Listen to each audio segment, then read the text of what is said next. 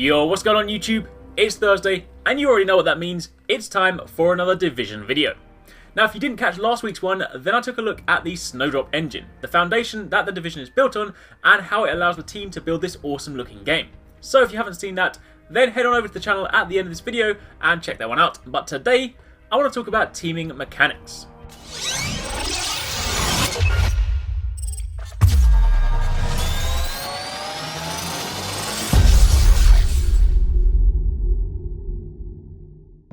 Now, what do I mean by teaming mechanics? Well, I mean everything to do with team play. The number of people you'll be playing with, how you'll interact with them, how your world will differ from theirs, and just generally what you need to know about the guys that will be fighting alongside you.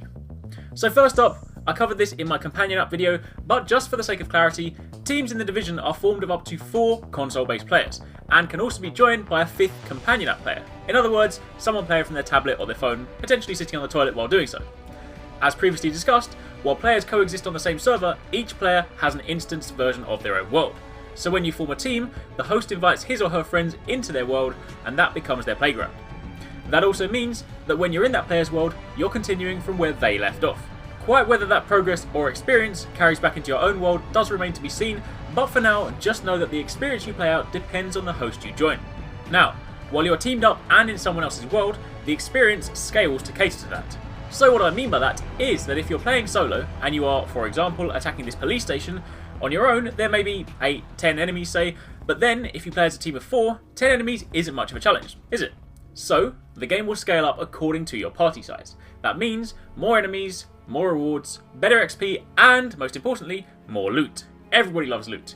Pretty much everything you would experience on your own is just bigger and better with friends. And seeing as the loot is bigger and better, I would imagine, while I haven't heard confirmation of this, that your items you acquire would travel back with you. I mean, after all, it would be a little bit unfair if all your hard work meant you had to just leave it behind when you left.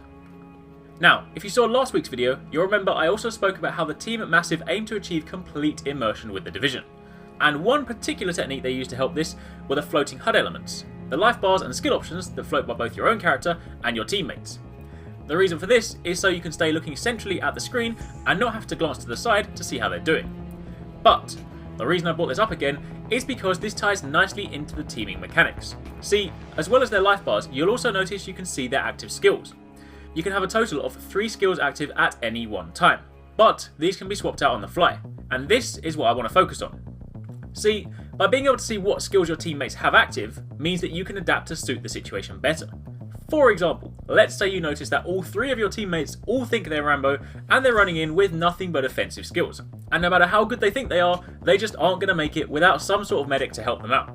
So you're able to see by quickly glancing at their skills that none of them have thought about this. So you can hide behind a wall, switch out your skills and come and back them up like the good teammate that you are.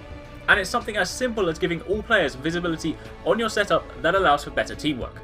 Especially if you're being match-made. Some players just don't like to speak as much, so often you don't get the communication you need, and other times people just don't listen. And on the topic of matchmaking, that brings me nicely onto the next topic. Now sure, a lot of you will have likely already found groups of people that you want to play the Division with, but in the event that you haven't, there's matchmaking.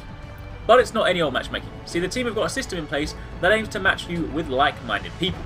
If you're going to share your world with someone, they better have your back, and not just be out there to steal your loot. So apparently, and I quote, "With this game, we try to match people with compatible playstyles to make sure that people you meet online are actually people you want to play with and not just some random people." And in the Rev 3 interview, they even went as far as to say if a player has a baby, it'll try and match them up with players who don't mind going AFK for a few minutes. And for clarification, what I mean by that is people that have babies in real life and not in the Division because it's not a kind of life simulator. Anyway, moving on. Quite how they will know this, I don't actually know just yet. Maybe there'll be a survey at the beginning of the game, or maybe there's some government database integration and they already know everything about you. But either way, it's an interesting concept. As gamers, we know only too well how hit and miss matchmaking can be, so we'll have to wait and see just how well this system pairs people up. But the fact that the system is in place is still promising.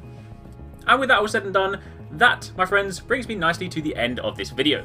Hopefully you enjoyed it and learned something new, and if you did, you know the deal, hit that like button and show your support. And if you're not already, make sure you join the Arekkz Gaming Nation and hit that subscribe button to stay up to date on all of our daily gaming videos.